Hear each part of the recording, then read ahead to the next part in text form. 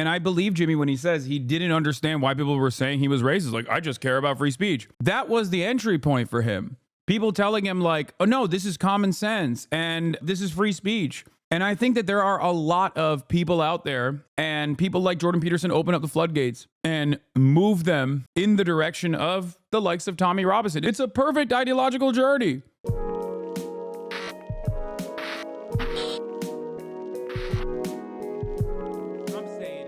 I want to watch this JimmyTheGiant video about how he escaped the alt-right. And apparently he actually gives a shout out to Destiny in here somewhere, but I still want to watch it. It is brought to you by Squarespace.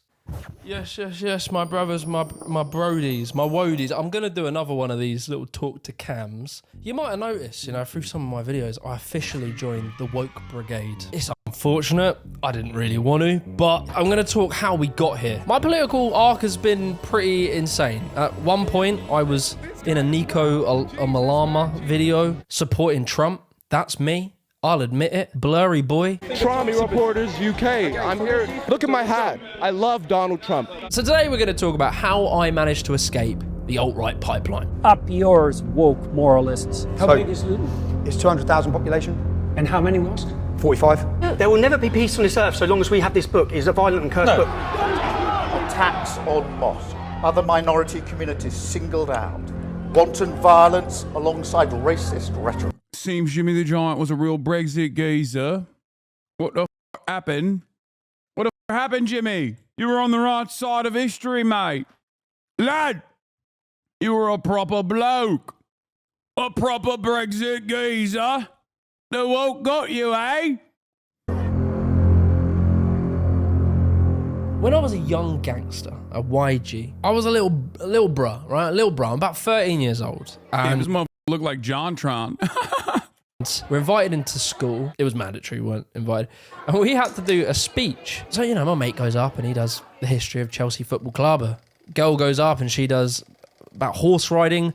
I go up with my little thumb drive, plug it in, 9/11. So I basically proceed to radicalize a classroom of young, impressionable 13-year-olds as to why the American government did 9/11. Who do you believe was behind 9/11? Criminal elements of the military-industrial complex, the same ones that staged Gulf of Tonkin, the same ones that staged Operation, the mass shootings of Operation Gladio. Right. Ooh. I was in this kind of like early conspiracy theory bubble. But what I want to say is it was interesting, right? Because at that time, being a conspiracy theorist wasn't left and right. It was just anti-establishment. And so whilst I was listening to Alex Jones, I'd also be listening to the Young Turks and listening about Occupy Wall Street. So when I was young, I was just a sort of contrarian hipster. I'm not like a communist, but I'm definitely not a capitalist, and I'm definitely left-wing, and I definitely voted to remain in the EU referendum. And so time goes by, I grow up, and I remember I got, I had a few jobs working like Sainsbury's or B&Q, and that was further fueling my sort of anti-capitalist feelings. But I remember I got one job, and I met this geezer, and he was a proper right-winger. Capitalism is good because capitalism is freedom. Socialism is bad because socialism is tyranny. It was like a right-winger in the flesh. I'd never seen one before. I was like, what the f***? And then there's this. Capitalism good? Welfare state bad? NHS bad? But you see, although I deeply disagreed with all of his views at the beginning, you gotta remember 13-year-old contrarian Jimmy. He's still in there somewhere. And what he's hearing is contrarian views, you say. Anti-establishment, non-mainstream. Little old hipster Jimmy lapped up this sort of right-wing rhetoric because I realized it was different to everyone else, and that would make me interesting if I believed all these things, right? And like when I say right-wing, it's not, we don't like foreigners. It's stuff like this. The people who get on welfare lose their human independence and feeling of dignity. They become subject to the dictates and whims of their welfare. It's really funny because the presentation of this stuff is considered anti-establishment, but it is the most establishment you can get. That's what's hilarious about it. When you have a guy like Milton Friedman being portrayed as an anti-establishment figure, like I'm not, shitting on current Jimmy, right? But I'm saying that like there are a lot of people who probably have had this exact same experience where they think liberalism is woke video games or whatever the right? And it's anti-establishment to be conservative because everything is liberal and woke video games. When this guy is the most established right-winger you can get, like as established as you can get. His worldview is the neoliberal uniparty. Like people, this is it. He is I mean, yeah, he was a Reagan advisor personally.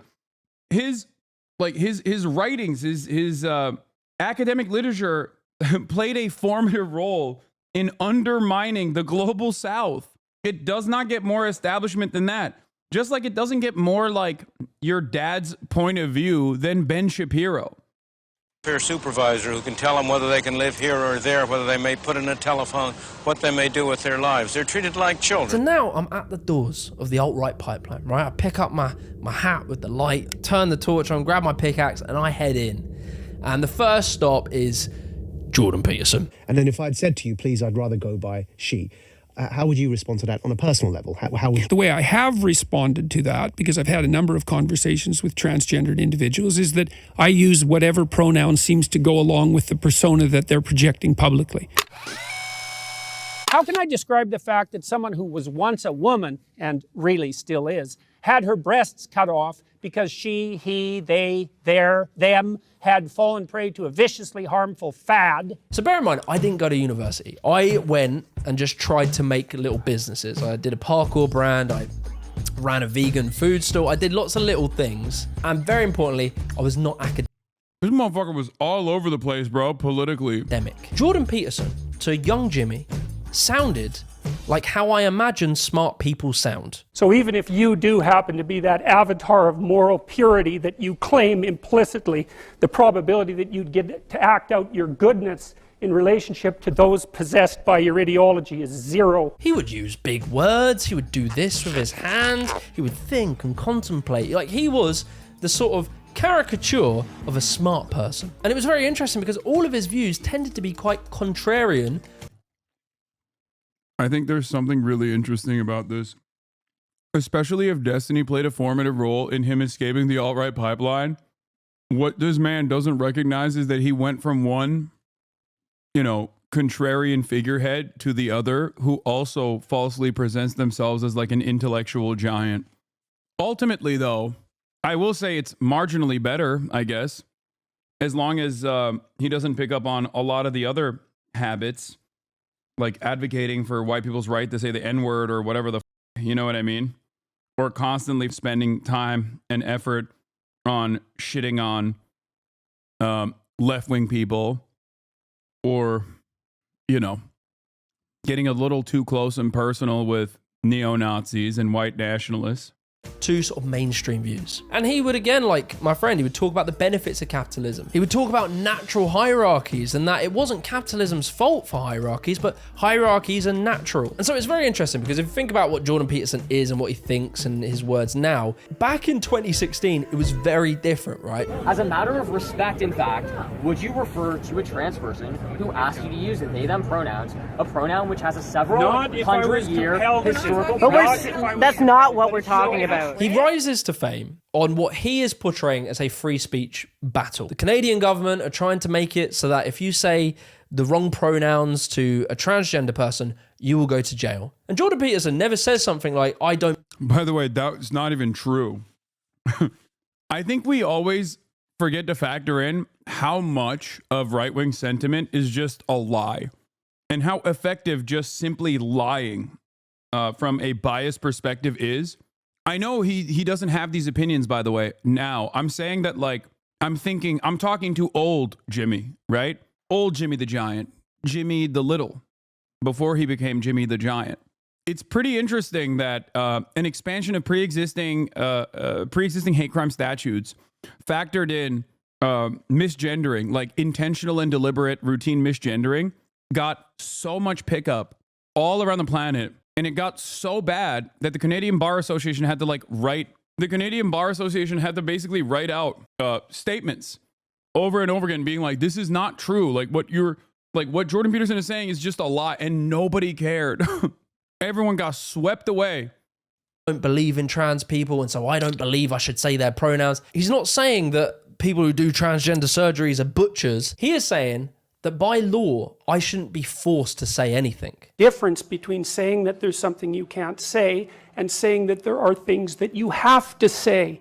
And I regard these made-up pronouns, all of them, as the neologisms of radical PC authoritarians. As I grew up, I kind of realized he misrepresented this bill and he was blowing things out of proportion. But if we just take it on face value and believe what he was saying, then yeah, it seemed illogical to oppose what he was saying. And so whilst I'm going through Jordan Peterson's books, his podcasts, his speeches, etc., I'm getting this feeling that there's this sort of crazy, indoctrinated Marxist left who are trying to suppress your freedom and usher in communism. And so all this is happening all the way in Canada where no one gives a about. But what about here in Britain, right? In Britain, we have a sort of similar scenario. And it involves a man, a very controversial man, by the name of Tommy Robinson. Before we go any further, I want to give a massive shout out to today's sponsor, Squarespace. Squarespace is undoubtedly the best, I'm not kidding, the best platform when it comes to making websites. Beautiful websites, ones that are perfectly tailored to you. With their new design intelligence, which combines the newest AI technology, plus their years of understanding and crafting beautiful website templates, you can now literally type in prompts to the AI and it will create a bespoke website to you and your brand. As well as that, their payment system. So if you're selling goods online and people, maybe you have customers all around the world, Squarespace takes so many different types of payments, it's now easier than ever. From Klarna to ACH Direct Debit, Apple Pay, and you can even do buy now, pay later with Afterpay and Clear. Wait, what is this? Hard to understand Wagwan with Jank. My Steelman take is maybe he's big braining to influence Trump by pandering. I'm gonna be honest with you, I don't think this guy likes me much. I think we see the world in very similar ways, but I think he's been primed into not liking me too much, but maybe it'll change. We'll see. And also, the laborious job of writing product descriptions got a whole world easier with Squarespace's Blueprint AI. You can just bang in a prompt, it will shoot out some text, you can tweak it and change it, and it will save you time and it's very good quality. Oh shit. Oh, no, mate. Fucking hell, Jimmy. Seems reasonable and open-minded, so never say never. Oh yeah, no, for sure. I think that he has a really good message overall, and I like it. And I'm gonna. He's followed too many debate lords over time. That doesn't matter. A lot of people, I think, arrive at certain conclusions about the world, and whichever way they get there, I don't really fault them for it. It's great as long as they're like moving away from right-wing reactionary thinking. He retweeted it recently and loves Owen Jones. Oh, nice. Yeah. One thing I will say, he was talking about Jordan Peterson, right? And how Jordan Peterson's like rhetoric about I arrived at you through destiny, then washed in you. That's a crazy journey, my man. Holy shit. That's a wild journey. And I mean, there are people in here that probably despised me because they were right wing, or probably despised me because they thought I was like a bad person or whatever. There's plenty of people who make a lot of money presenting me as like a bad guy online professionally. So it is what it is. He's just tweeted about you. He's watching. Oh, hell yeah. Nice. I'm down to have him on. But if he's watching, I want to show him something. Okay. I wonder if he ever watched this video, because he said he was a fan of the Young Turks. And I wonder if he actually ended up watching this video called Jordan Peterson is not a conservative transphobe. This is from December 30th, 2018, right? And here's the thing. Back then, I understood that Jordan Peterson was a conservative transphobe. This is clickbait title, chat.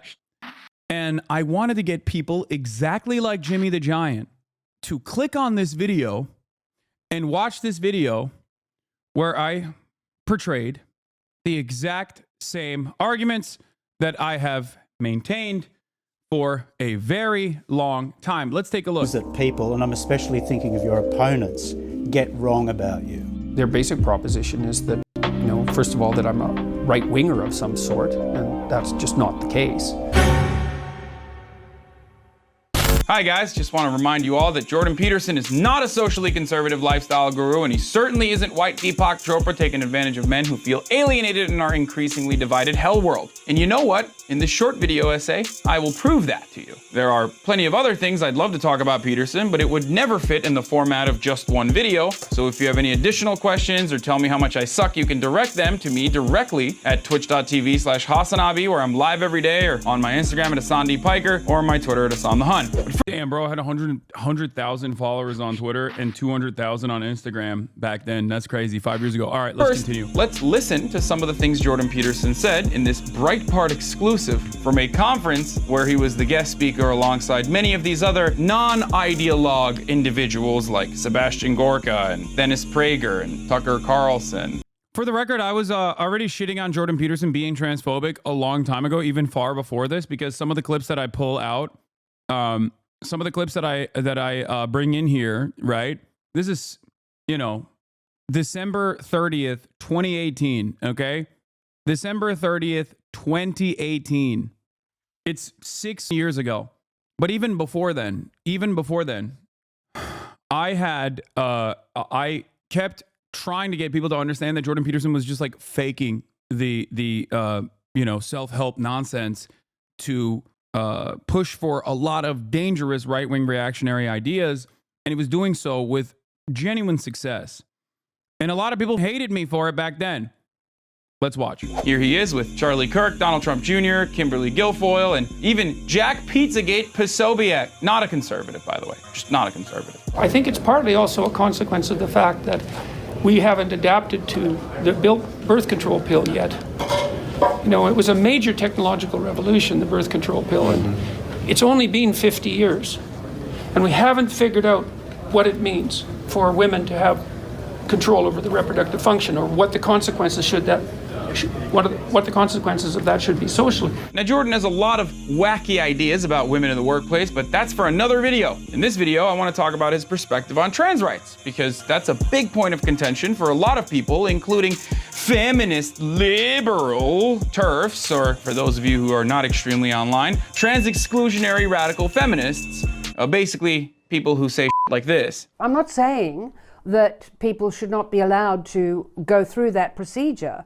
What I'm saying is it doesn't make them a woman. But Hasan, you said he was conservative, and this person's a liberal, and they're in agreement. Yeah, that's also for another video. Okay, back to Peterson. Jordan Peterson initially made a name for himself by misrepresenting Bill C-16 in Canada, which expanded previous legislation on hate speech to include gender identity in accordance with international human rights. And of course, the backlash was tremendous. People started praising Dr. Peterson as a brave truth teller, finally standing up against those trans bastards who dared to ask for equal rights. And of course, then there were a lot of radical ideologues who claimed that I, Dr. Jordan Peterson, was transphobic. They were all somehow taking me out of context. Look, I'm not against trans people existing. I'm just against being compelled to call someone by a pronoun other than what I think they should be called. Why are you against the use of alternate pronouns?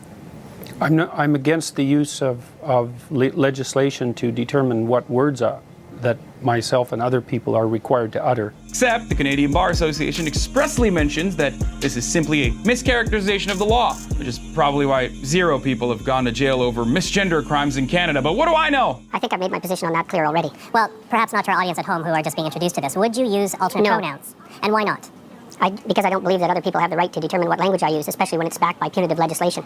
And when the words that are being required are the constructions, they're artificial constructions of people I regard as radical ideologues whose viewpoint I do not share. I mean, Peterson's being totally reasonable here, right? Like if a person told me their name was John, I might refuse to call them that because I think their name is actually Bart. Sorry, Bart, you can't compel me to call you anything else. This assignment is totally not arbitrary. Just like gender is totally not a social construct. All men have to express themselves in this traditionally masculine, Western sense, and I've never cared to research how other cultures view gender. Sorry, not going to do it. Someone with less bone density than myself, for example, who can't grow body hair, facial hair, who is 5'4", maybe has a higher pitch, is now going to be considered a woman since gender is absolutely binary. Take that, Jen Shapiro. She is pretty hot though. But speaking of gender identity and how it absolutely is not functional if we— Dude, I've been running that Ben Shapiro bit for so long, it's crazy. I think I partially am the reason why he grew that beard, bro. Like, I kept saying he can't grow a beard, and I think that started putting Rogaine on his face to try and grow a beard. Or maybe because they like invented Jen Shapiro in a vacuum, in a vat, Brett Cooper.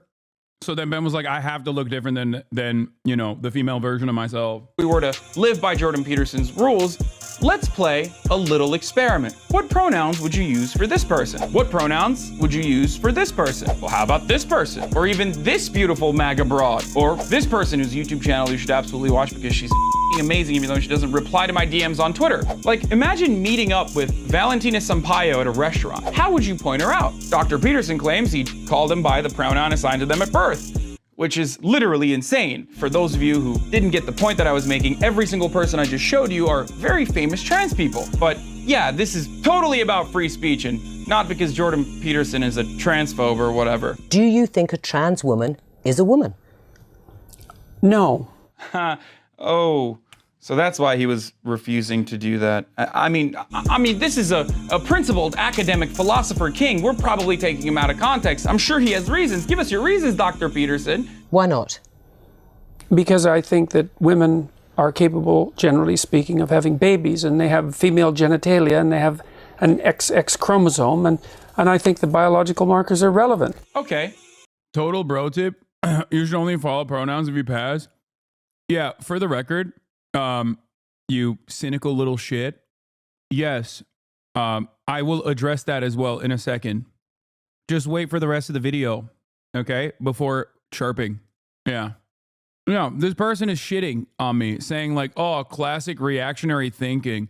You should only value someone's gender pronouns if they pass. No, man, sometimes it's good.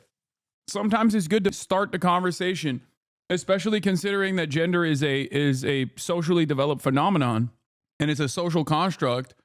It's probably important to meet people where they're at, you know? Maybe that's precisely the reason why I do a decent job at converting people away from transphobia, and you just come in here and enjoy the show and can, you know, be entertained and know that this is a safe space for you. First off, Buck Angel has XX chromosomes and female genitalia, so I'd be hard-pressed for Dr. Peterson to point out to him in a crowd and try to get others to identify him as a woman, since all of those standards apply to old Buck. This opens up the conversation for people. This is not where the conversation ends, okay? I'm not like a transmedicalist or whatever the but this is a very good way to start the conversation for a lot of people. Passability is not the end-all be-all of being trans, okay? But shut the fuck up. I know better than you. I'm a cisgender, heterosexual man who literally used to be transphobic. That's it. If your goal is to convert transphobic people to not be transphobic, then yeah, I'm the king of knowing that, okay? Not only have I gone through this journey individually, but also simultaneously have been able to bring a lot of people on board with that lived experience.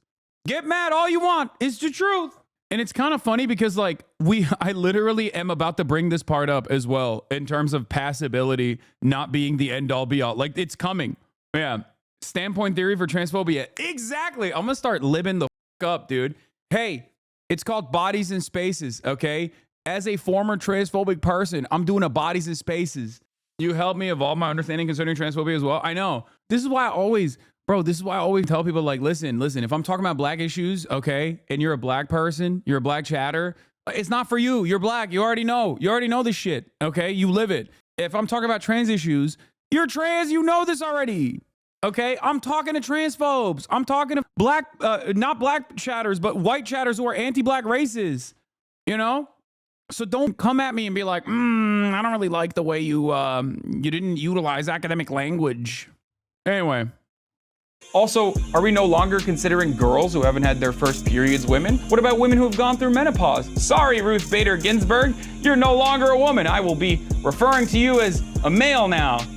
Do you see my point? Socially speaking, the reality is that we make assumptions about gender from visual cues and not off of chromosomes. Yet the leading champion of the scientific argument constantly conflates biological gender with the contextual assignment of gender we apply socially every day. But even on the biological front, Peterson's principled analysis falls short, since there are plenty of people who would be considered intersex, specifically 1.7% of the world's population. In context, by the way, if you want to say that, well, that's a tiny minority of people who gives a well, you're a douchebag. Also, that number is higher than the number of Jewish people on this planet.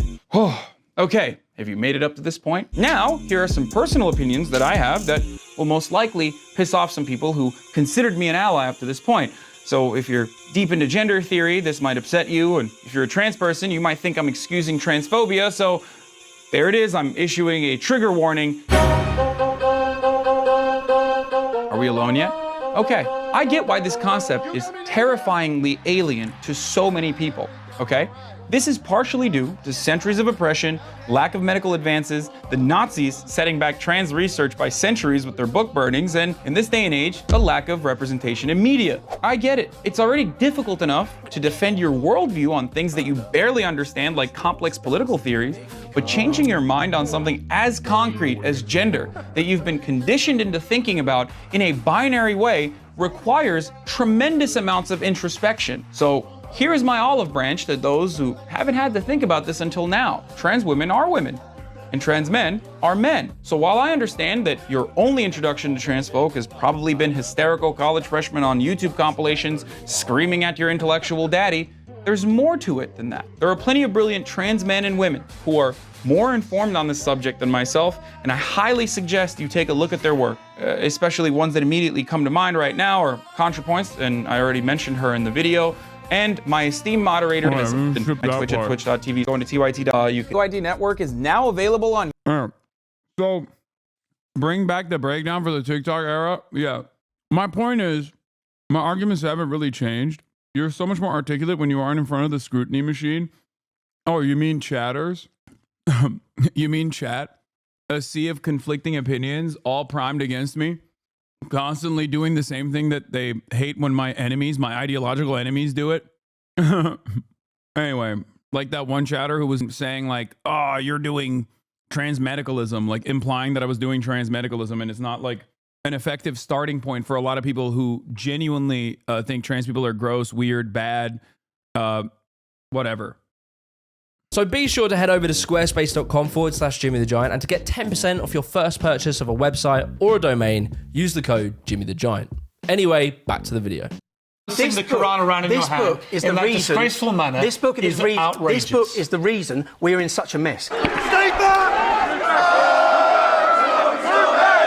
Tommy Robinson of ADL lad. Boys, I'm not proud of this, but I'm just being an honest person. I'm trying to explain where I was at, how I got to where I was, and how I am where I am now. And so I come across Tommy Robinson in this period of time where he goes to jail for, as he's presenting it to the audience online, trying to report on Muslim grooming gangs. He goes to jail. And I see this as a suppression of journalism, a suppression of free speech by a tyrannical government. With justice, do regret,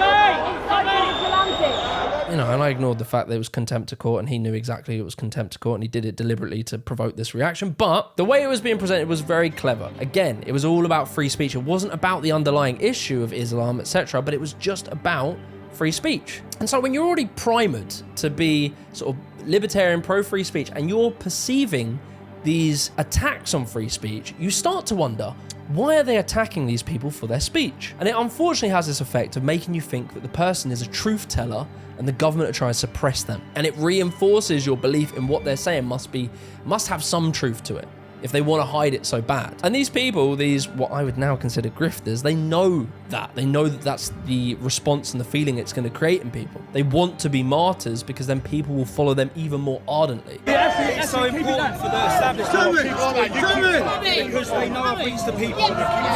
They know Free Tommy Robinson and free him now. Gert Wilders. Just the peanut gallery of some of the worst scumbags, dude. Holy shit.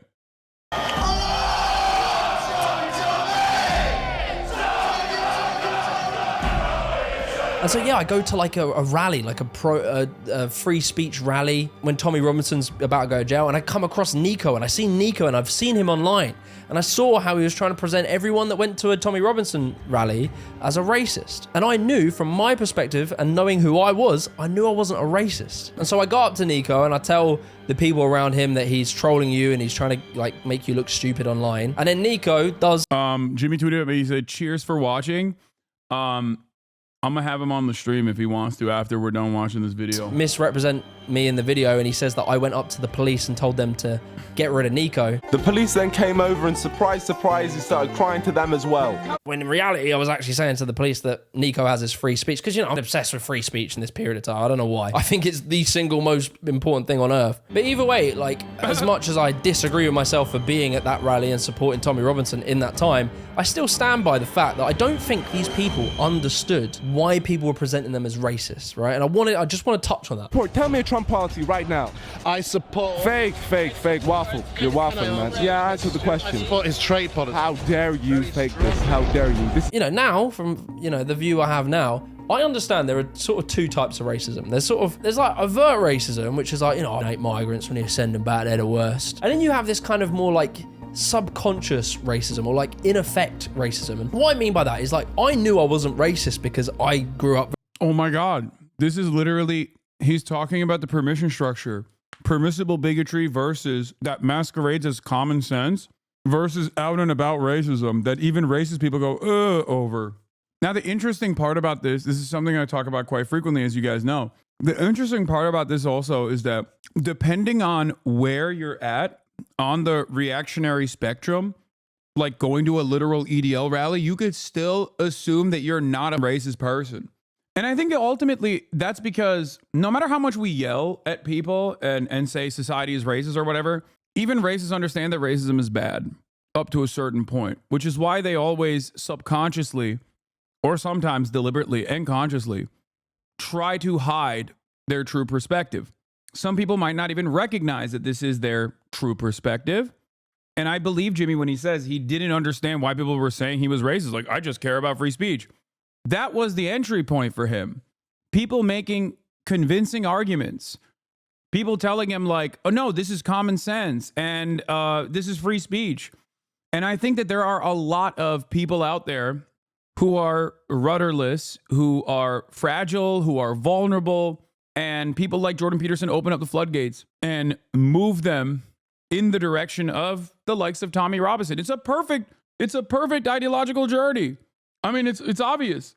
He went from watching Jordan Peterson videos and thinking that Jordan Peterson is not like right-wing at all. He's just like some woke Canadian professor who is using neutral language, using objective language, and is just simply saying it like it is, to a guy like Tommy Robinson and Douglas Murray. I hate this piece of shit. Very multiculturally. And I liked people of different races. I had lots of friendships with them and I got along with them very well.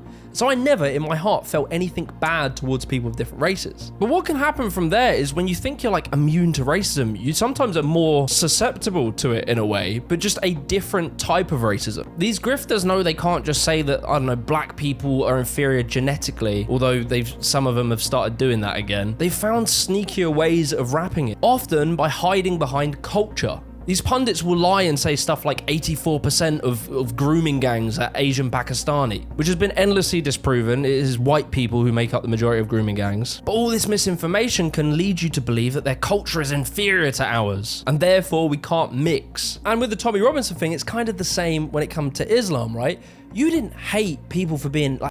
This guy's awesome. I love this video. Holy shit. Amazing. Having brown skin. You were simply critiquing their ideology, their beliefs. You wouldn't do that with Sir William Would you do that with the that. Bible? Show some respect. Show some respect. Show some respect. Have you read this for people? Have you read this?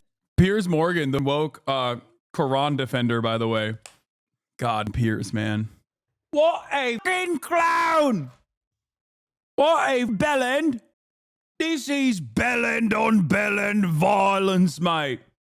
There are over There's a billion people. So, you know, I'm listening to the greatest hits, right? I'm listening to Ben Shapiro debate some 12-year-old feminist. I'm listening to Jordan Peterson, Matt Walsh, I'm Joe Rogan until I die. And I find myself accepting that I must be right-wing now. And you know, little hipster Jimmy, that's cool because now I'm different to everyone. I'm the contrarian, right? I have all the different opinions. Oh no, the sky isn't blue. Actually, no, it's a shade of maroon. And like when you're listening to all this stuff, you get this sort of impression of the left, like what you're perceiving the left to be like, basically the worst of the left. You know you're a millennial when you question whether or not it's ethical to bring children into this world. Because of climate change. We don't really know whether or not the world's going to be habitable in 30 years. And so you just get pushed further and further right from more of a reactionary position rather than some actual ideological and maybe academic understanding of economies and politics. It just sort of is a feeling.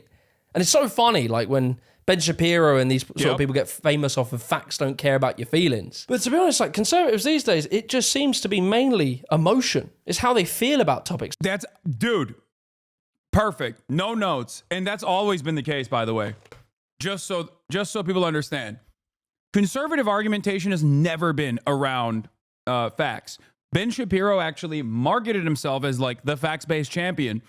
But I have hours upon hours of video dedicated specifically to how not facts-based Ben Shapiro's arguments are. Like, they've only been able to successfully market themselves as quote-unquote facts-based.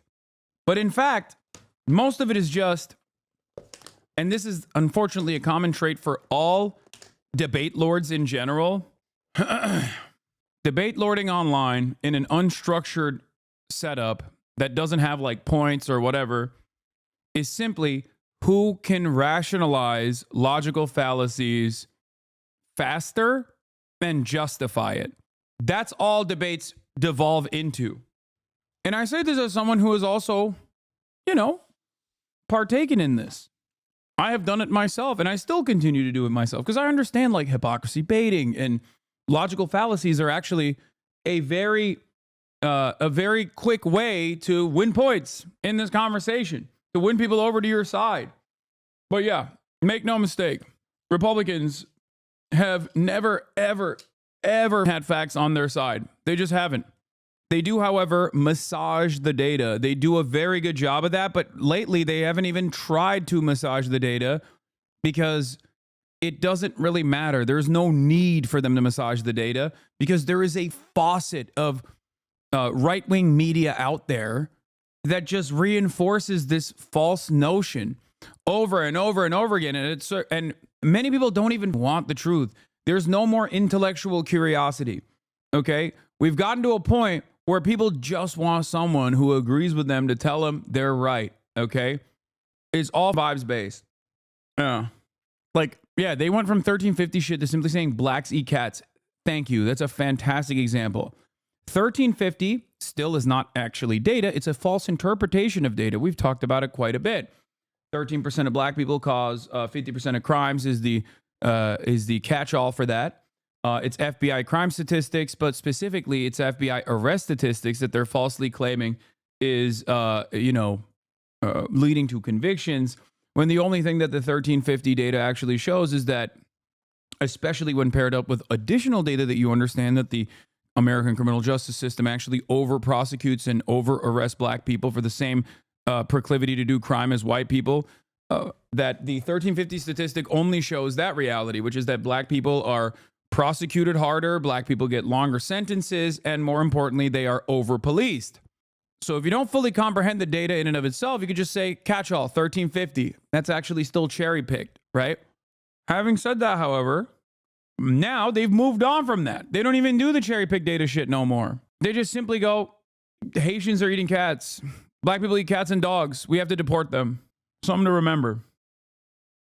They hate when you bring up academic papers and actual facts, and they don't trust any of that. In Springfield, they're eating the dogs, the people that came in. They're eating the cats. They're eating the pets of the people that live there. And ABC News did reach out to the city manager there. He told us there have been no credible reports of specific claims of pets being harmed, injured, or abused by individuals within the immigrant community. Well, I've seen people on television. And either way, I find myself as a right-winger. I have not descended into overtly racist beliefs or overtly transphobic beliefs, misogynistic beliefs. I haven't gone that far, but I probably do house some sort of unconscious discriminatory beliefs in maybe trans people. Bro, first of all, you're British. That's just given. It's just a part of the territory. Secondly, I think the very fact that you acknowledge that is an incredibly healthy step. Okay? Like awareness, self-awareness of this sort is so good, dude. Holy shit. It's fantastic. And people will say he's a right-winger. No, he used to be a former right-winger. And he's saying he still has some subconscious biases, right? And it's great. It's fantastic to recognize that and work against them. You know what I mean? And learn and go on your journey of understanding the truth about the world. People, perhaps even women to a degree, again, often wrapping their push for equality and better rights as some kind of Marxist revolution. But I believe in the typical sort of right-wing viewpoint that the state should be smaller, that people are responsible for themselves, and probably that like poor people are just lazy and they need to fix their own shit, and that billionaires and corporations are really good and like, you know, sort of, unless he's saying that was his former position. They're the ones that, I don't know, Russell Brand says is bad, and then all of a sudden they're bad because they're tied to, I don't know, George Soros. George Soros business, bad. Bill Gates business, bad. But Elon Musk buying Twitter, good. Very good. Anyway, I'm deep in the pipeline, right? I'm deep. COVID happens. Obviously, I don't get vaxxed. I don't wear the mask. I'm sorry if I killed anyone. And, you know, again, I regret that position now. I literally didn't want to get vaxxed, not because I thought it had 5G in it or something, but just because I was so sort of libertarian right-wing that I didn't like the fact the government were telling me to do it. And like, I don't know, I'm here today, I'm vaccinated, and the woke police haven't come to my door yet, so probably I was overreacting. Vaccine passports. While we've been looking in other directions, they are being slowly yet deliberately introduced. Are they the linchpin in a global surveillance network? So you might be wondering, like, what was the moment? Like, when did it all change? When did the dam break? And there was a moment, right? And I can kind of point to it specifically. And it was through making my videos. Now, as you know, you guys are watching, you're probably really into all the social political stuff I do. But originally, I was a parkour YouTuber. And then I become like an extreme sports YouTuber. And when I got to the end of this period in 2022, I wanted to diversify my content, right? And I remember genuinely, I thought I was probably even going to make like those sort of right-wing documentary series, like things like Jen or like some of Moon's stuff, you know, that kind of thing. I thought I'd end up in that ilk. But you see, because I was a smart bruh and I could read the room, I knew that I couldn't make a video why Jordan Peterson's the best man alive. I knew I had to take my time to kind of meander. So I made a video on a very specific topic. Bro, this dude is literally talking about Tyler Hitler Vera's like origination point. It's kind of crazy. Like he could have gone down the Tyler Hitler Vera pipeline, you know? Crazy. About chavs. Clothing brands that you didn't like were called chavvy. Rough neighborhoods were considered chav infested. But what exactly is a chav? And most importantly, where did they all go? And so I made this video. It's really interesting if you rewatch it, because my biases and all of my thinking going into this video is that chavs are bad because they were dickheads and they chose to be bad. But whilst making the video and wanting to address the question, like, where did chavs go? Why did they disappear? I stumbled across a geezer called Owen Jones.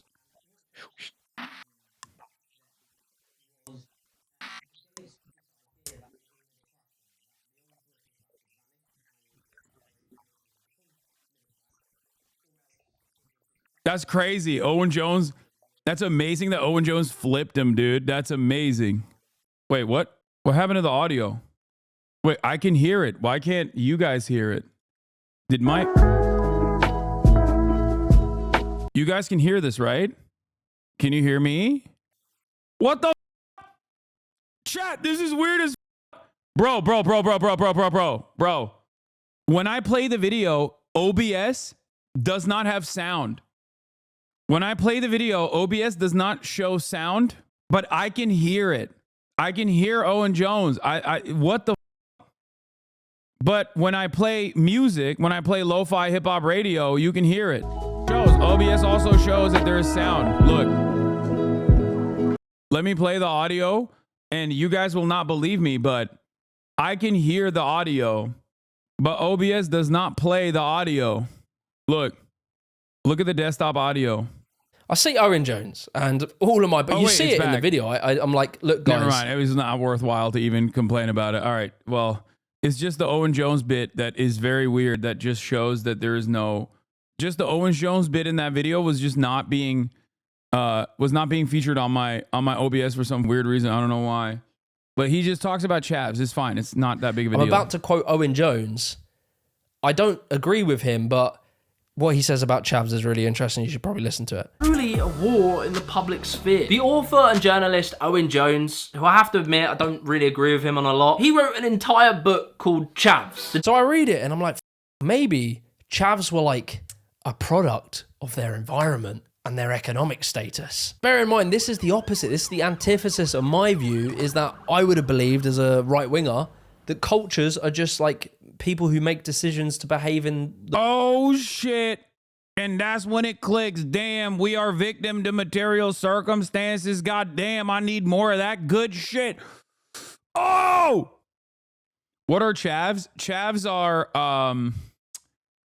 they are like low ranking white folk, basically. They are the hicks. They're the youth, British hogs. Well, gammons are British hogs as well. Council housing and violence. That's what chavs comes from. Yeah, they live in council housing, which is public housing in the UK. And they're poor. They're just poor white guys. The way they want it. So these are bad people who are choosing to be bad. So after this video, I go down different rabbit holes. I'm making different subcultures. I do skin. Brogain material, Brogain class consciousness. After he listened to one libtard defend his identity. I love that. Heads, and I do football hooligans, which are both in a very interesting period of time, which is the Thatcher era. And the more I research into Thatcher... Oh, to be fair, this also does make sense, because like, I think a lot of... It's really interesting when you see it, like a lot of the Reform Party people just like despise Thatcher and despise neoliberalism and don't even understand that like it is continued through the Tories that they voted for over and over again. And then they got frustrated by it. And they're like now looking for a right-wing reactionary movement outside of the Labour-Tory dynamic. So I think that I would say working class British people are definitely more class conscious than working class American people are.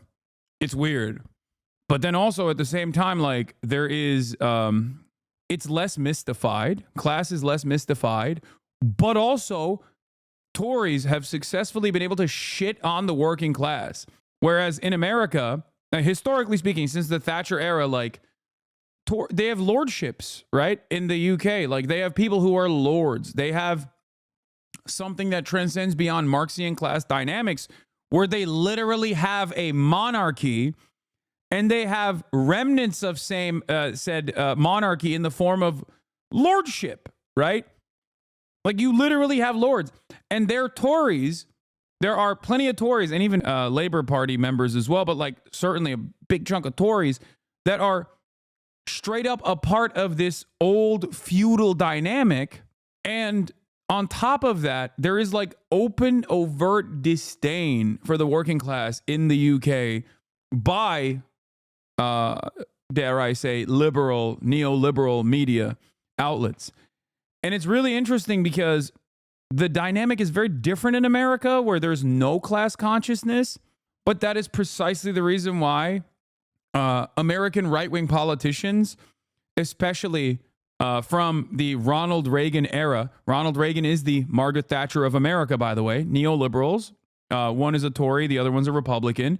Ronald Reagan, on the other hand, while implementing the same exact policies as Thatcher, adjusted to American material conditions, was actually hamming up this working class bona fide, this working class background that he didn't quite necessarily have, even though he was, I guess technically, if you want to call it that, a labor leader.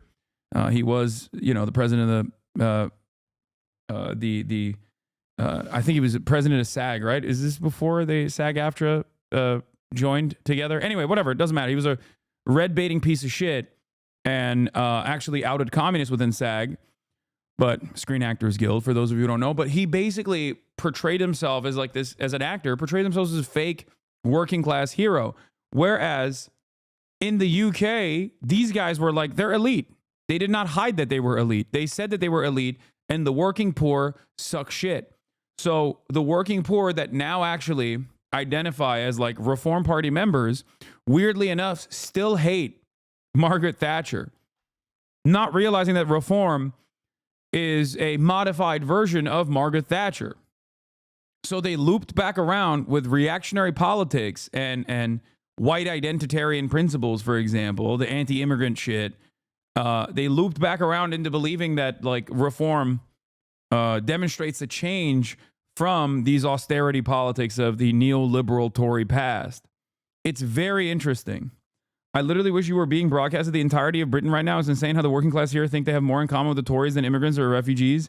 Yeah, except when I correctly predicted what would happen in the UK in the immediate aftermath of the Labour wipeout, right? Which was more so a you to the 14 years of austerity or 16 years of austerity the Tories have demonstrated, and the incumbent disadvantage had gotten far, the global incumbency disadvantage that we saw in many of the Western world got to a point where it was impossible to reckon with.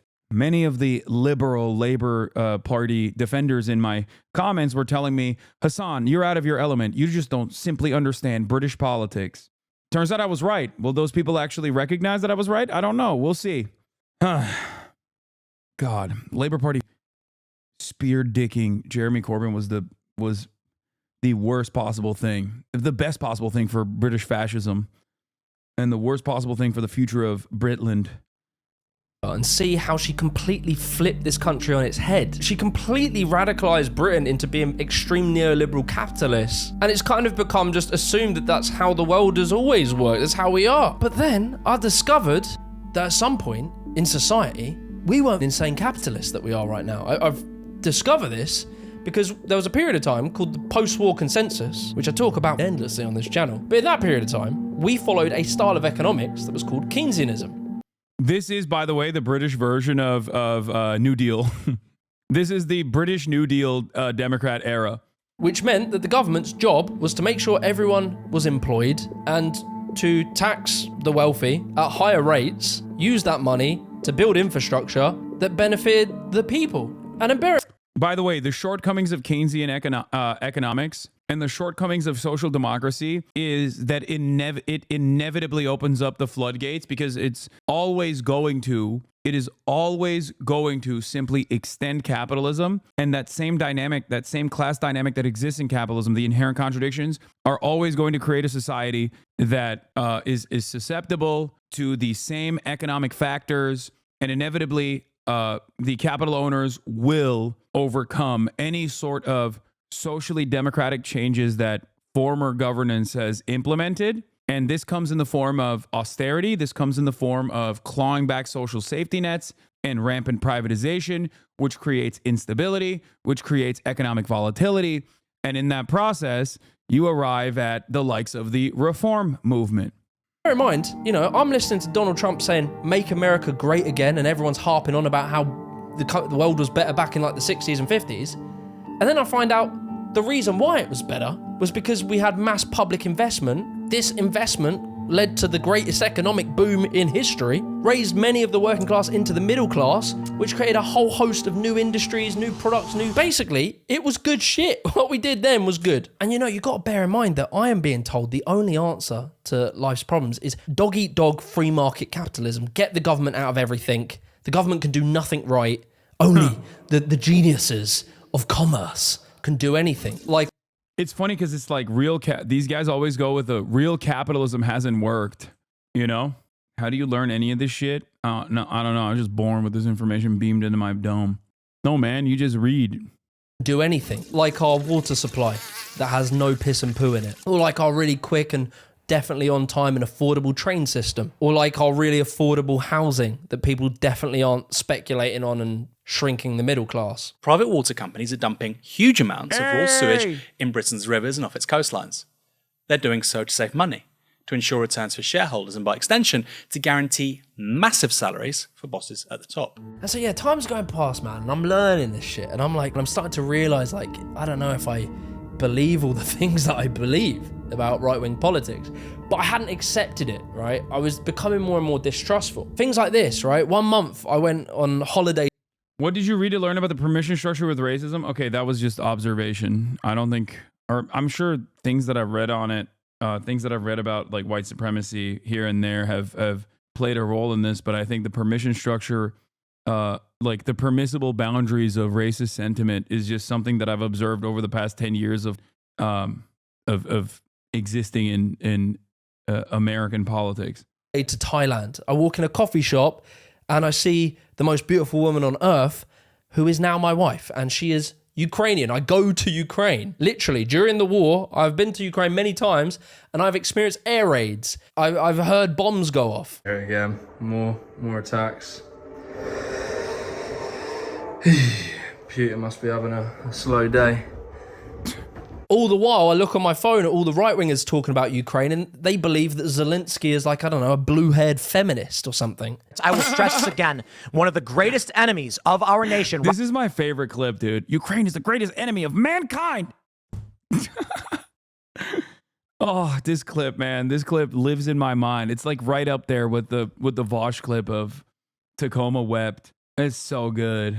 A big MMO content creator, Josh Strife, says you and the extreme left are responsible for political instability. He was a teacher in the UK before, and it's crazy how he doesn't understand the actual conservatives and fascists. Wait, what?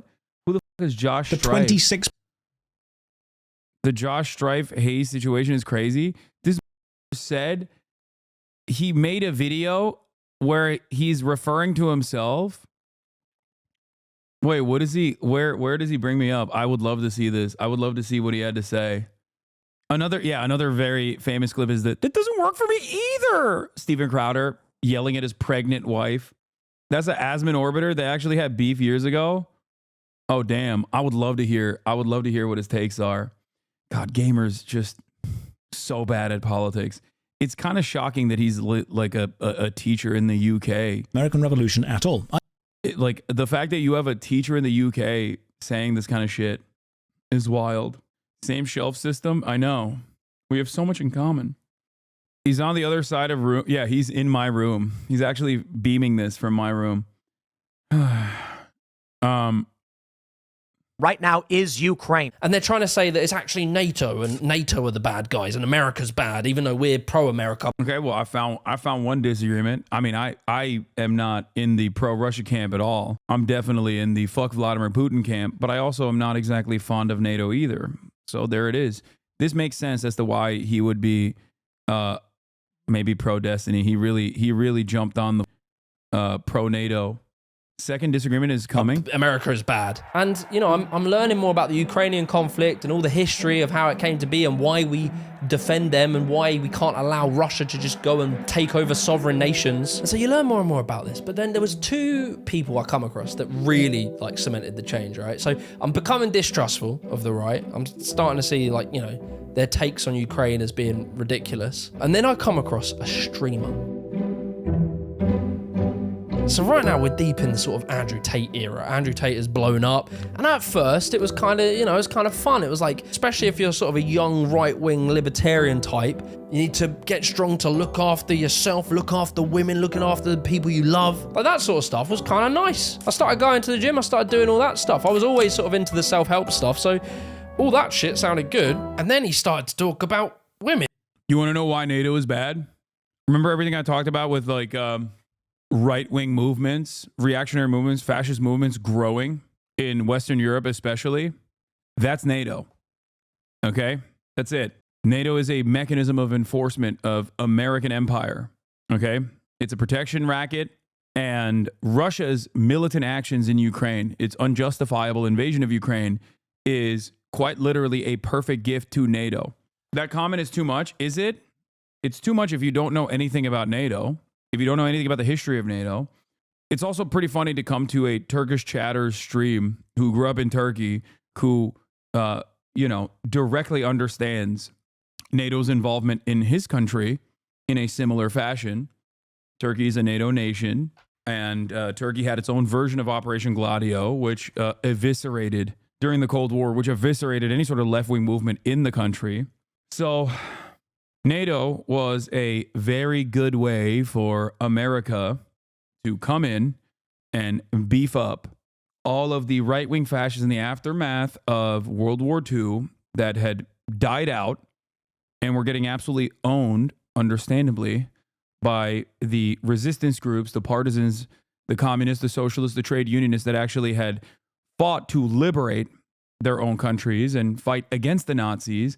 NATO comes in, immediately reasserts the dominance of fascist, right-wing, militant groups, causes decades of instability, oftentimes direct acts of terror, bombing campaigns, things like that. Paired up with the Marshall Plan, it recreates the exact same former right-wing dominance in a lot of these countries, sometimes by directly utilizing Nazis, like in Western Europe. What's crazy is being anti-NATO was a mainstream left position in the West like a few decades ago. Modern Stockdam NAFO freeze are like a recent invention. Yeah, I think part of it is because of Vladimir Putin's irredentist actions in Ukraine. I think that is a major role in this. A lot of people were like, what the f***? This is completely unacceptable. And I think a lot of people, especially when they have like nascent Western chauvinist perspectives, see a bad guy that's a foreign adversary do bad shit, and they go, oh, we can feel good for once about something that we're doing at the global stage. Because as I've reiterated over and over again, Ukraine has a right to emancipation. They have every right to purge Russian invaders from their boundaries. It's a perfectly moral and justifiable act. The problem, however, is that America has no real interest in Ukrainian emancipation or to stop the pain or stop the bloodshed, and every interest in offloading their old weapons and basically picking apart formerly state-owned industries in Ukraine for pennies on the dollar with a massive loan scheme that they've created. Anyway. To some degree, as a man, you have to instill drama in the relationship, because if you don't, she's going to get bored. No, lol, what left-wing movement was in Turkey that NATO crushed? You had destruction of the last caliphate because of hyper-nationalism law. Who would you consider the left-wing that NATO got rid within Turkey? Any sort of Kurdish socialist movement, any sort of working-class movement was completely gutted by ultra-nationalist Nazi Turkish freaks that are now in the governing coalition. What the fuck do you mean the caliphate? Hello? Why did Turkey play an important role in the Cold War against the USSR? I'm personally anti-NATO, but what are your thoughts on the approval rating of NATO being very high in countries on Russia's doorstep? Is 90% in Poland? Can't they just say the same? That like your anti-NATO sentiments are made from the comfort of your own home and away from the reaches of Russia? Yeah, of course they can say that. But I'm also saying that from the perspective of a person who also lived in a NATO country and understands its history, understands NATO's involvement in Turkish affairs. So it would be akin to talking to, I guess, like a Polish socialist or a Polish communist, I don't know, who might have a different perspective on NATO. I'm not saying that my perspective on NATO is commonly held by Turkish people, even though I think that Turkey is less fond of America than maybe Poland is. But there was a time in history where a lot of leftist European leaders were not exactly fond of NATO. Anti-NATO sentiment is really rare in Turkey, even for anti-US sentiments. Yeah, people will be anti-US, but then they'll be pro-NATO. Yeah, İncirlik and its effects on Turkish politics. Yep. Never forget, whenever Turkey does some shit, everyone's always like, whoa, that's crazy. I can't believe they're going against American imperialism. It's like they have nukes. We in Turkey have American nukes in a Turkish-American base. Okay? We have nukes. We have American nukes that we house in Turkey. Whenever people forget that reality and think like, Turkey's doing this, Turkey's doing that, they're really showing everybody what's what. It's like, yok ya, pro-NATO pek yok. Türkiye'de sorsan şaşırtıcı bir yüzdenin NATO'nun olduğunu haberi yoktur. Çok ciddiyim. Anti-NATO daha az tabii ama. Yeah, this Turkish chatter says there isn't like a pro-NATO attitude in Turkey because they just like don't even understand what NATO is. However, the anti-NATO coalition is even smaller than the people who would be like pro-NATO. That's very true, man. And she's either going to leave or she will instill the drama, which gives her control. Then you're seeing all these Fresh and Fit podcasts and Sneeko and all this crazy shit. And you're seeing like people making their entire livings. The fall of the Ottoman Caliphate was worse for the world than 1989 sabotage of the USSR. This is the take I just came up with right now, listening for the last 3 minutes. Okay, first of all, you cooked. Okay, you cooked. And no notes. No notes on that. Okay, no notes. 1453, best year of my life. 1453. I'm kidding. Please don't take this seriously. People are going to clip this and be like, he's a neo-Ottomanist. Yeah, sick man of Europe never had the vax. The vaccine for the sick man of Europe was the winged hussars.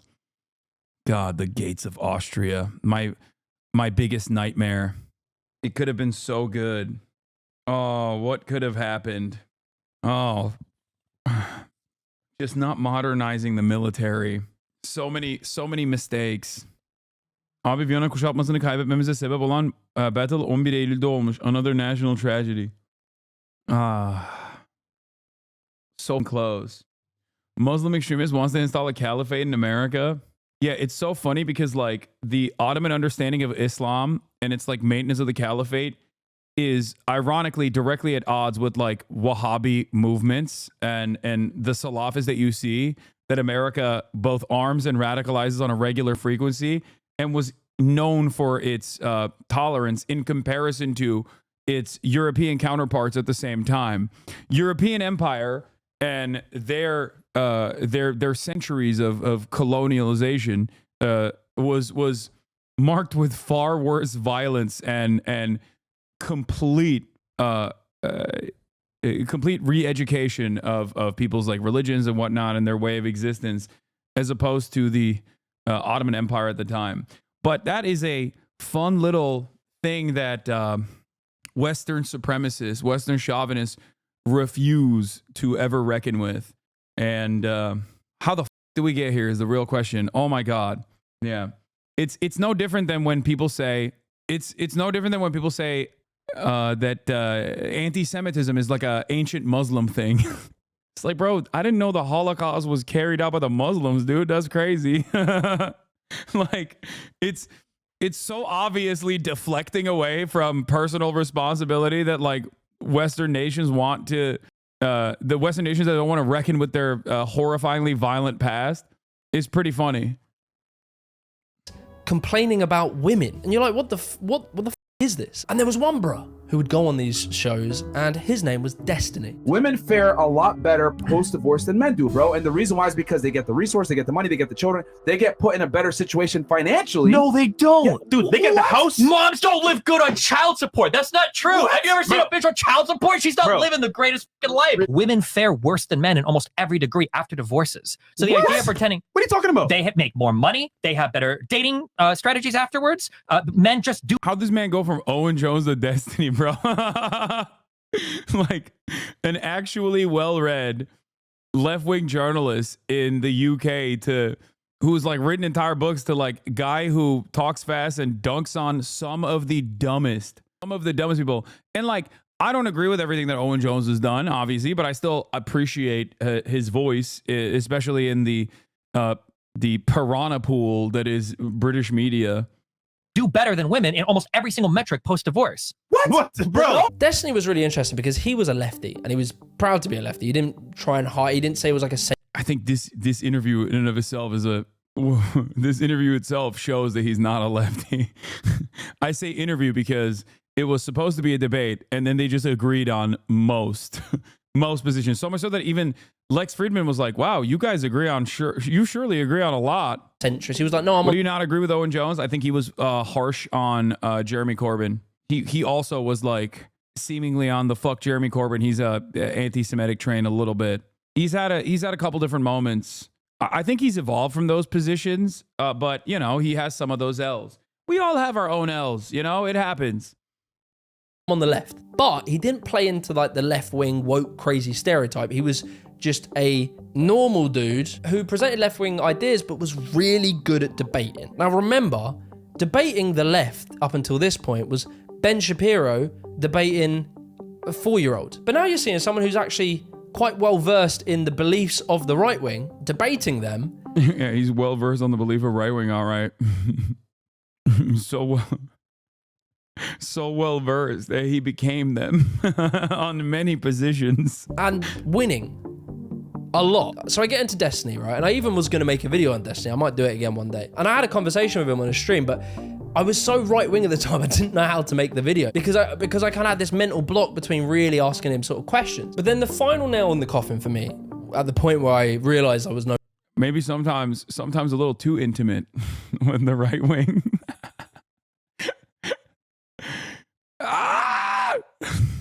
no longer right wing, was when I came across Gary's economics. You need to have structures in place in your economy that prevent the rich from taking all of the wealth. If you don't have that, history teaches us the rich get all of the wealth. And once the rich have all of the wealth, ordinary people end up with very poor living conditions. If you go to countries that are very unequal, India, South Africa, almost anywhere in Latin America, very unequal societies lead to very poor living standards. Gary is like a working class geezer and he became super wealthy as a trader, and his whole thesis was that income inequality is gonna get worse, and he betted on that. He made money predicting that, and it came to fruition. Income inequality has got much worse. And what's interesting, right, is he talks about income inequality and why it was bad and why it's bad for house prices and cost of living, etc. But the thing is, and I don't know if he doesn't really talk about this too much, but it unlocked this vault in the back of my brain. It was this old memory of a clip that Jordan Peterson had put out. And it was him talking about the correlation between income inequality and crime. You always hear this idea that poverty causes crime. That's a classic left-wing idea, but it's wrong. What causes... Is it? God, the confidence of like right-wingers and just being wrong never ceases to amaze me. Being a right-winger, being a reactionary of any sort is basically just being so endlessly confident in being wrong.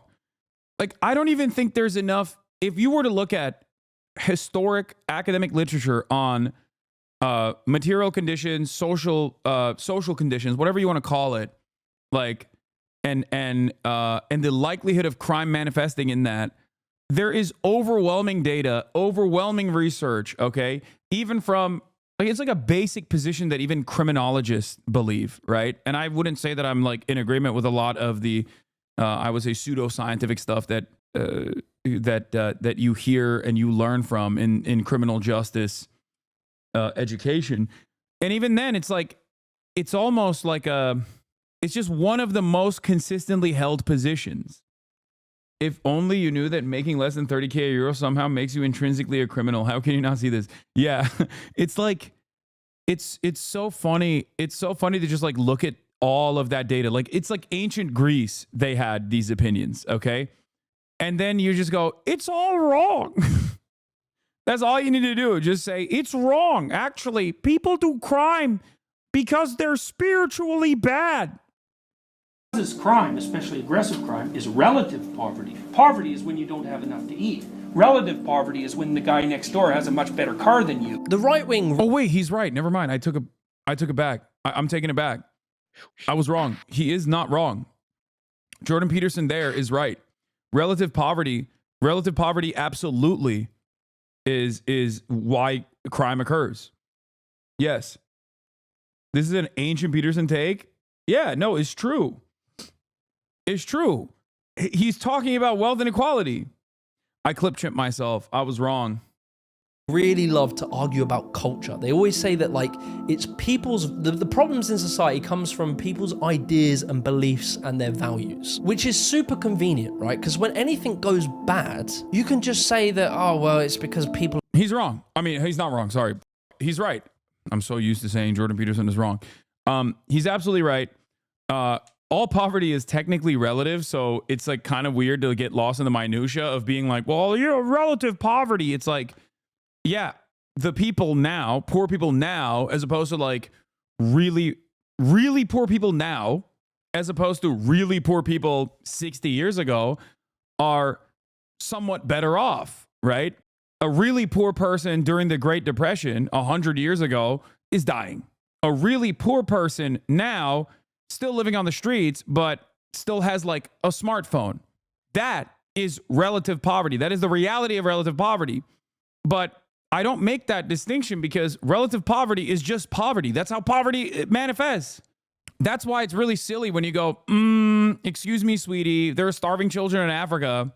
Why are you worrying about your own shit? It's like, that's an idiotic argument to make, right? Most people understand that that's a stupid thing to say because you're matching poverty to you're matching your own material conditions to those around you, to your immediate neighbors, to people that are within reach. It's ridiculous. Lazy, or they're radical Marxist, or this. All the while, there's no solution to that, right? What can you do? You can't change people's minds. So it's just like, oh, well, I guess we just have to accept the status quo. But when you fundamentally challenge that view, the sort of outcomes come from... That's why we always make fun of right-wingers who are like, oh, how can you say you're being oppressed? There's a McDonald's in every corner. It's like, yeah, you're an idiot, dude. Like, oh, great. I guess everybody has iPhones, so it's fine if you don't have a house. You don't need shelter anymore because you have an iPhone. Culture and people's individual decisions. And you start to realize that outcomes, you know, like negative outcomes, crime, poverty, people having less families, having less kids, that maybe doesn't come from culture. Maybe the reason that men and women aren't having kids and getting married isn't because they're no longer Christian and they don't believe in families and the nuclear family. Maybe it's because no one can afford to have families. Maybe it's because most people in their 20s still haven't moved out of their parents' house. Maybe it's because they don't make enough money between two people to afford to have a child. There's all these things that are happening, and you realize that probably the economic system is causing this. And it isn't just that the testosterone levels in men have dropped because, I don't know, they've touched receipts or something. And so yeah, the sort of like the needle drop, is that the expression? The pin drop? It all sort of made sense. I realized that I actually don't think everything is culture, and I think mainly things come from economics. I think most culture... I DM'd JimmyTheGiant and said I'd love to have him on to talk about this video and his like radicalization cycles if he would like to come on to talk about it. Culture comes from economics. And like, yeah, of course, attitudes, values, beliefs, they also have an impact, but I think you can... When I watched the video for the first time, I wrote this video off because of the Destiny stuff, but you being more charitable to him has helped me do the same. Definitely can't hurt to have another guy like this here in the UK. Yeah, I think the UK political sphere is like a cesspit for the most part with some obvious exceptions.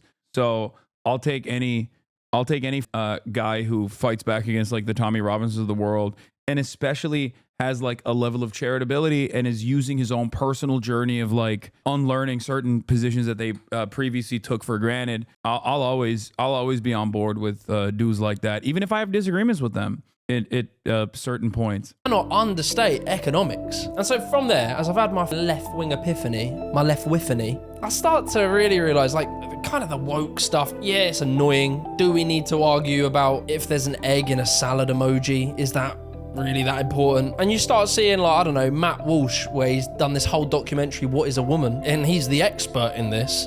Going on Joe Rogan, being asked how many kids are on puberty blockers because this is real moral panic. How many people have had this done? Depends on what.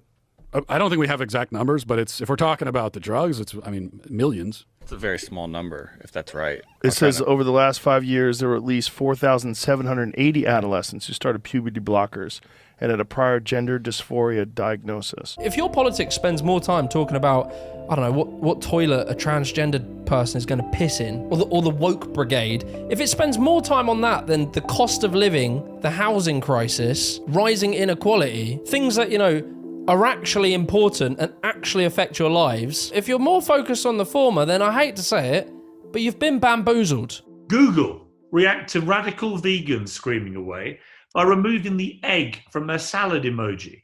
So what? What about my rights as somebody who loves eggs to have the egg in the emoji? I mean, I'm sorry, you're like a deeply unserious person. The moment that you say that, the moment that you allow those words to like escape your mouth, I don't give a if there's like plenty of people in your hug box that are going around being like, no, this is actually a proper geezer, okay? You are like a pathetically unserious person. What the are you doing? You're pissing and shitting in your diapers over this shit. This comes from a place of privilege, okay? That's it. It comes from a place of just like having so much privilege that you are seeking out random things to be upset about. Like everything else is so set for you that you have to be like, oh, society is under fire because of this issue. Now, this is obviously like the most inconsequential and most idiotic one. The more devastating versions of this are when people like Piers Morgan or reactionary propagandists will capture the attention of a lot of working class people by channeling their anger at a visible target and claim that minority is actually responsible for all of the pain that they're experiencing. It's an endless trope. These sort of moral panics, these clutching of pearls over social issues tend to seemingly always happen when there's economic problems. Like I think it was in the 70s where they tried to ban Dungeons and Dragons, the board game, because it was satanic and demonic. It just so happened that the 70s was like a massive economic crisis. And so yeah, the more I made these videos... This guy's awesome. I mean, he has solid fundamentals. Like, I don't give a shit that like Destiny played a role in him understanding that like a lot of these dumbasses on the right are just stupid, but his fundamentals are there. Like he understands it. He's there. He gets it. The more I started to see these patterns, right? These patterns between the 20s and the 30s, the rise of fascism in the West, and how that seemed to tie in with the Great Depression. And then, like he is diametrically opposed to the liberal values that Destiny presents. Like this kind of commentary is far closer to my understanding of the world than whatever Destiny presents on any given Sunday. I don't know. He usually just like shifts his positions depending on who he is arguing against. But yeah. Notice that in the 70s and the 80s, you see the rise of the National Front, the racists and all this sort of stuff. That just happened to be the same time as stagflation. I don't like D, but isn't ultimately good that he can pull reactionaries over, like D in some sense, meeting them where they're at? No, because if you pull reactionaries over and then you keep them in your cult and you also exhibit a lot of reactionary tendencies and you don't give them the tools to actually move away from reactionary ways of thinking, you're not actually de-radicalizing them. Because like the way I think about it is like, if your goal overall is to just like bring them to your side of the conversation, bring them to whatever your team is, with the express purpose of like maintaining the same toxic culture of like going after people and doxing them, harassing them, mass brigading them, whatever your enemies are. Many of them happen to be on the left, by the way. Then ultimately you're not not a part of this movement. You're saying, I want to pull you away from the right, and I want to make you I want to make you a loyal soldier for me, and whatever I happen to be in favor of. At that point, it's like, there's a reason why so many of these like former Kiwi farms or current Kiwi farms, 4chan guys, exhibit the exact same tendencies once they become a part of Destiny's community and they do the exact same shit. Don't you do that? No, I do not. I do pull people away from the right-wing radical positions that they have, but my goal isn't to become to bring them over and have them become my loyal servants or subjects or soldiers. I don't give a shit about that. I give a shit more about having them change their worldview, see a different framework, and operate within a different framework where they, go and engage in community organizing, help other people, run for local office, unionize their workplaces, immediately create improvements in their material conditions, demonstrate solidarity. Being in your stream made me a materialist. I had the same type of epiphany as this guy, but with you, I think it's more important you separate from the ideology you presented me. If you come out to be a bastard someday, it won't change my principles. Exactly. Like, that's the difference, I think, that me and Destiny have. I suspect that if I were to do a heel turn and start exhibiting a lot of right-wing tendencies, I'm sure that there are plenty of people who really, really love me that would stay on board and maybe even change their minds as well. I think I'm charismatic enough to be able to keep a cultish group of people, but plenty of people would be like, nah, fuck that. I'm out. I'm done. A lot more people in this community would be done with the nonsense that I'm presenting than I think Destiny's community has. That's it. Case in point, H3H3. Yeah. I mean, that is a decent point. Like, I'm not the end all be all. A lot of people try to centralize me, and I sometimes engage in that as well, because I think that, you know, there is a, I'll say it like this. When I engage in drama content or when I do collaborations, there is a secondary purpose behind it. A lot of my naysayers will say, oh, it's because he wants clout. He's just clout driven. He's clout hungry.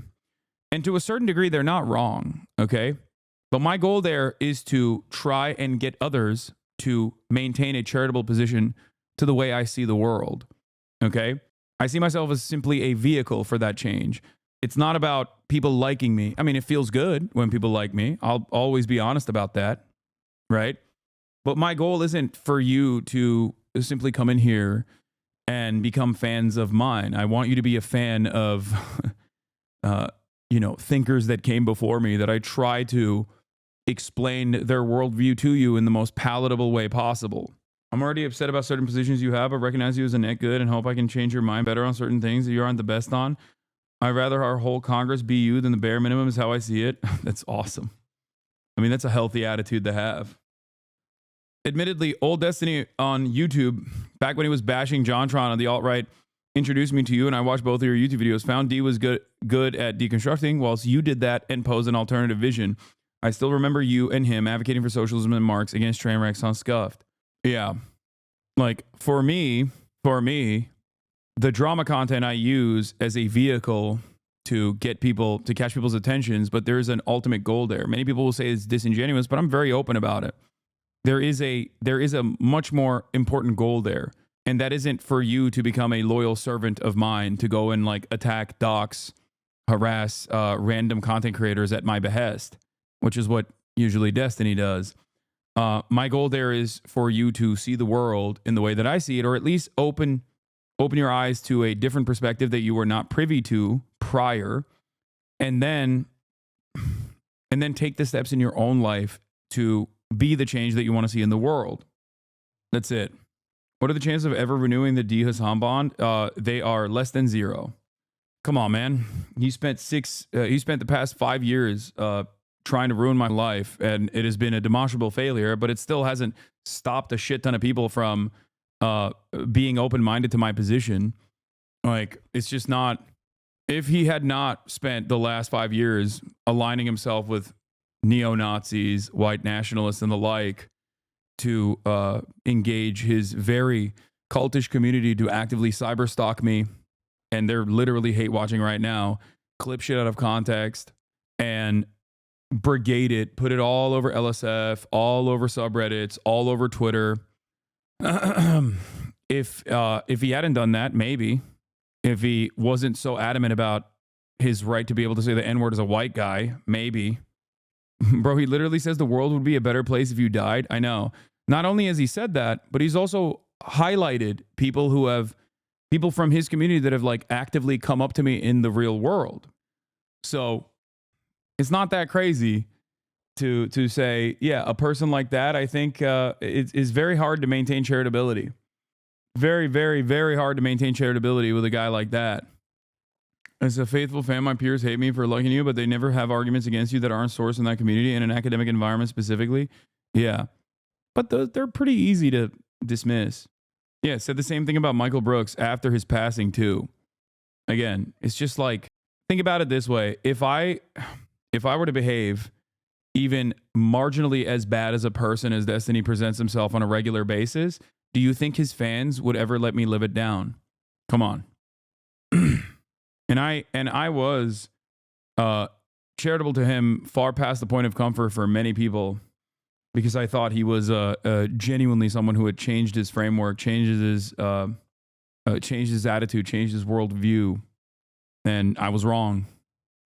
And the oil crisis. And then now, lo and behold, 2024, we're in big economic problems, and it just so happens that the far right is on the rise, and the Tommy Robinson Farage followers are now throwing bricks at mosques.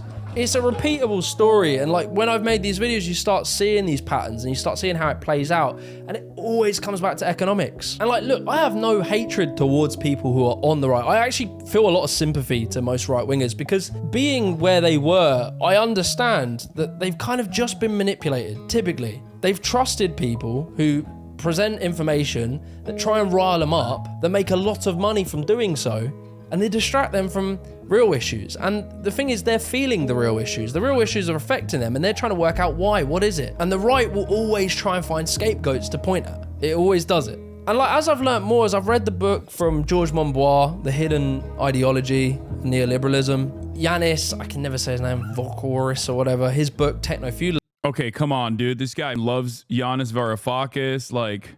Neoliberalism. Yanis, I can never say his name, Vokoris or whatever, his book, Techno-Feudalism. I kind of realized, like, the argument should be about economics. The more I learn about the left and right economic theories... this guy's great, dude. This guy's dope. The more evidence that I can see that left-wing economics tends to result in better growth and prosperity for all people. Our system currently is great for the 1%. It's great for the ultra-wealthy because it monopolizes money into few hands. When you don't have rules to regulate certain businesses, when you tax people less...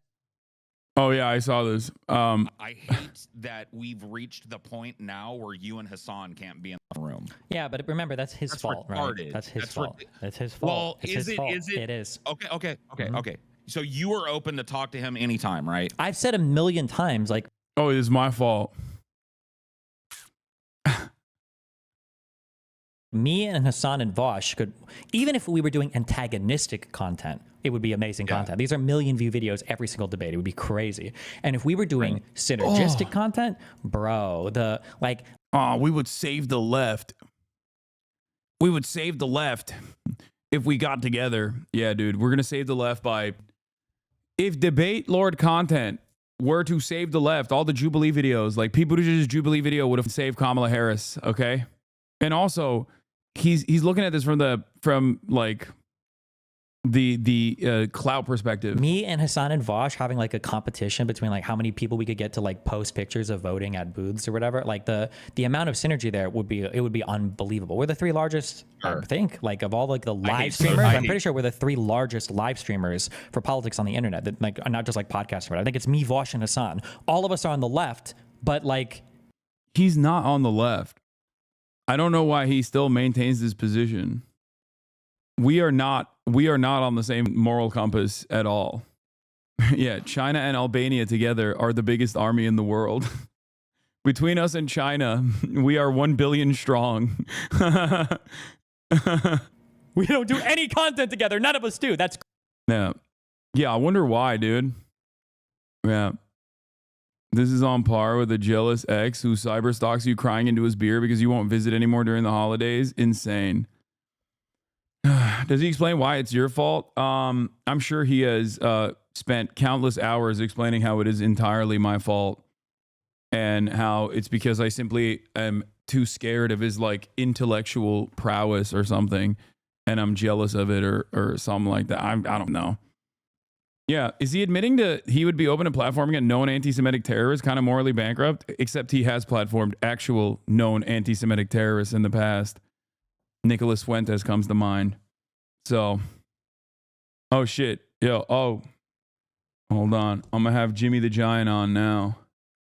Yes, so much content online, especially in the debate sphere, is just like moralizing envy. Okay? So much of it is just simply moralizing envy. That's it. And everybody does this, okay? Everybody does this. Where people will look to, where people will basically look to like, I don't know, a type of content consumption and say, oh, this is bad. Like, it can't just be that like, I don't like the vibes of this person and move on. They have to also say like, this person is evil. Okay?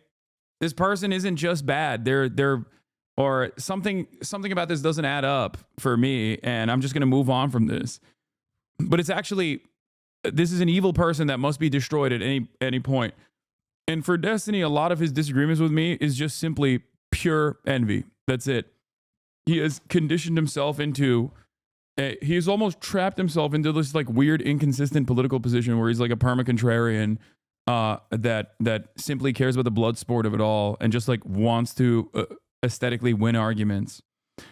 That's it. All right, let's finish this and I'm gonna have Jimmy on. Unless it becomes this like race to the bottom. And there's a funny reason as to why I believe in these kind of left-wing values, and it ties back to my original right-wing ideology, is because of meritocracy.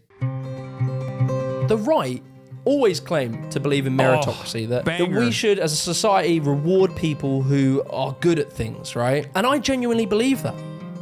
However, I don't believe meritocracy exists when some people can inherit the best education, eat the best foods, have time to do sports, be healthy, have time to learn the oboe and the trombone whilst doing the Free Peaks challenge. That person has such an incredible advantage over the person at the bottom of the hierarchy.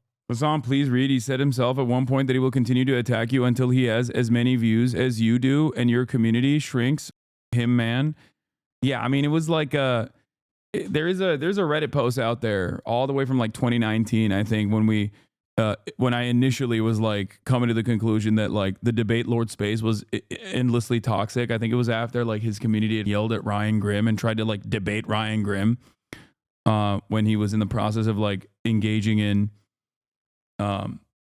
like electoral analysis. And I mean, Vosh has said that as well in the past, where it's just like he basically openly admitted to his own community in a DGG chat logs that are out there. I forget where it is, where he was just like upset at the fact that I was passing him in size back then. And he was like worried about it, that I was like leaving his orbit. And he has never seemingly given up on that because he sees everything from like a winner-loser dynamic. Like there's no grander political project. Even the fact that like he does these initiatives to do door knocking and stuff, I think is just simply not because he like loves the Democratic Party per se, but I think he simply wants to at least like channel, at least try and channel like all of that initiative into something. You know what I mean? So it's like, it's not just like him winning debates. The person who grew up in poverty, whose dad's in jail, whose mum has to work 3 jobs, that person who then has to leave home at 16 to pay rent and they can't afford to save a single penny. And the fact that this group of people that are living like this is growing, child poverty is growing, I think it's utterly insane to pretend that there is a meritocracy. But the right wing, through a very concerted effort, has brainwashed most of society to believe that this is inevitable. We can't fix this. There's nothing we can do about this. But we know we can. We have in the past. Countries do right now. And so that is where I land. If it means that I now have to wear a badge to show I'm part of the woke brigade, so be it. I've accepted that through actually delving into this stuff, looking into social economic problems, reading papers from academics, not listening to Jordan Peterson tell me that the academia world is overrun by Marxists. I've learned some stuff and I've challenged my way of viewing the world and had to challenge my ego at the same time. So I want to know you guys' evolution. Like, have you always believed that? Yeah.